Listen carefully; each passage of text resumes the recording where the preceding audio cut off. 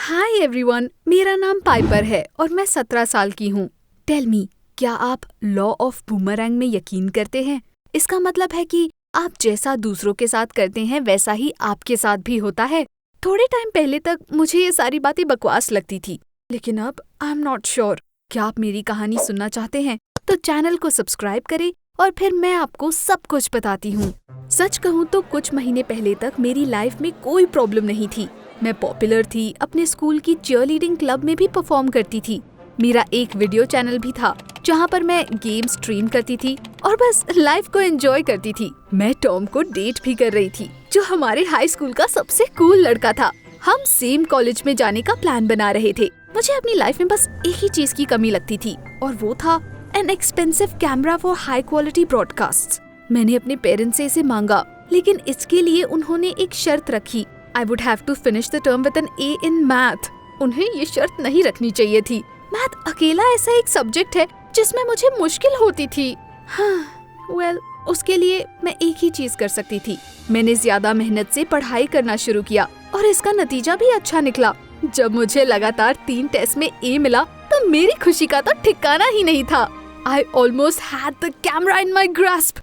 लेकिन फिर कुछ ऐसा हुआ जिसकी मैंने उम्मीद नहीं की थी। एक दिन मैं और मेरे क्लासमेट्स लेसन शुरू होने का वेट कर रहे थे। तभी अचानक हमारी क्लास में एक यंग लड़की आई। She was a student at pedagogical university. हमें पता चला कि हमारे यूजुअल टीचर की जगह वो हमें 1 महीने तक पढ़ाने वाली थी, sort of like an internship. सब कुछ ठीक तो था, लेकिन इसमें एक गड़बड़ थी। वो लड़की कोई और नहीं बल्कि मेरी बड़ी बहन ऑड्रे थी, जिससे मैंने 1 साल से ज्यादा टाइम से बात नहीं की थी। जानना चाहते हैं क्यों? ये स्टोरी थोड़ी सी अजीब है। तो ऐसा हुआ था कि मैंने उसके बॉयफ्रेंड को डेट करना शुरू कर दिया था। Although it wasn't my fault, they had been on the verge of breaking up anyway. फिर भी ऑड्रे को लगा कि मैंने उसका बॉयफ्रेंड उससे चुरा लिया है, इसलिए उसने मुझे अपनी लाइफ से अलग कर दिया। जब उसे पढ़ने के लिए दूसरे सिटी में भेज दिया गया तो मुझे लगा कि फाइनली मेरी सारी प्रॉब्लम्स खत्म हो गई है। मैं कितनी गलत थी। उसके बाद पूरे दिन मैं सोच में डूबी रही। मुझे समझ नहीं आ रहा था कि अब मैं आगे क्या करूं। घर वापस आने पर मैंने अपने पेरेंट्स की एडवाइस लेने का सोचा। मे बी वो ऑड्रे से बात करने की कोशिश करते, लेकिन पता है उन्होंने क्या कहा? That all my fights with my sister were childish nonsense and I simply had to keep studying well. मैंने दुखी होकर मन ही मन सोचा, काश ये इतना आसान होता। लेकिन मैं उनकी बातों से सरप्राइज नहीं थी। मेरे पेरेंट्स हमेशा से ऑड्रे को मुझसे ज्यादा प्यार करते थे और वो जो भी करती थी उसे जस्टिफाई करते थे। वहीं दूसरी तरफ मुझे तो वो हर चीज के लिए ब्लेम करते थे। The next day I went to school feeling like I was being led to my execution. मुझे पूरा यकीन था कि अब मेरी लाइफ जहन्नुम से भी बदतर होने वाली है, लेकिन वैसा कुछ नहीं हुआ।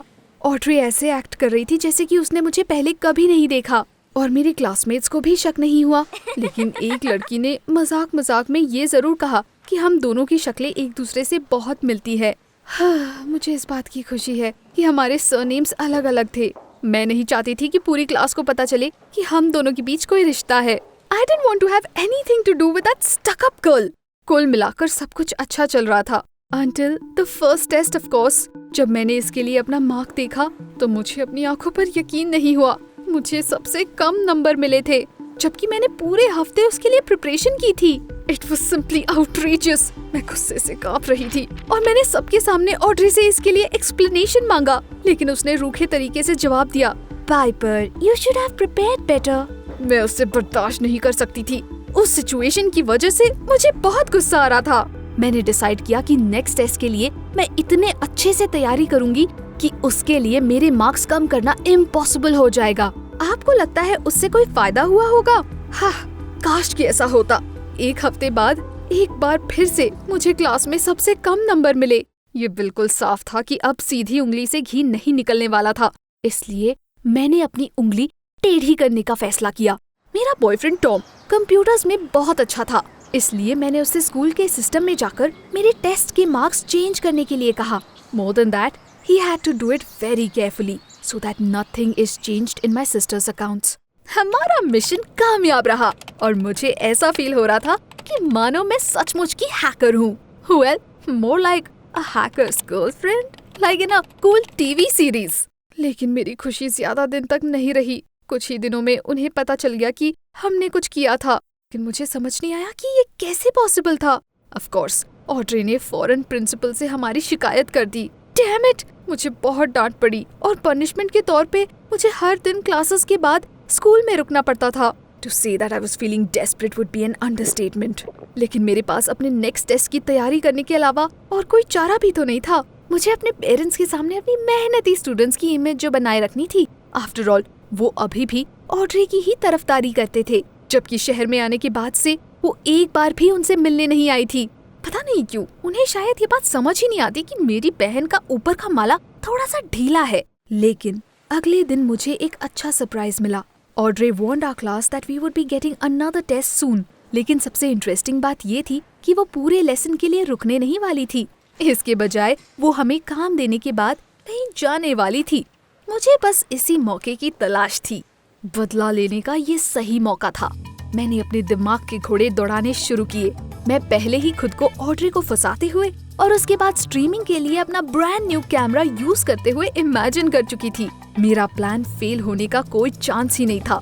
I got up early in the morning, put on a cool cosplay of my favorite Harley Quinn and went to school while no one could see me. अच्छी बात ये थी कि उस दिन मैथ की क्लास सबसे पहले थी। Of course, मुझे देखते ही काफी हड़कंप मच गया। मेरे कुछ क्लासमेट्स फौरन अपना फोन निकालकर मेरी पिक्चर्स लेने लगे, जबकि बाकियों को समझ ही नहीं आ रहा था कि वहाँ चल क्या रहा है। मुझे उनसे झूठ बोलना पड़ा कि ये एक क्यूट प्रैंक है। मैंने उन्हें नॉर्मली बिहेव करने के लिए कहा। आपने गैस ही कर लिया होगा, उन्होंने गलती से मुझे मेरी बहन समझ लिया था।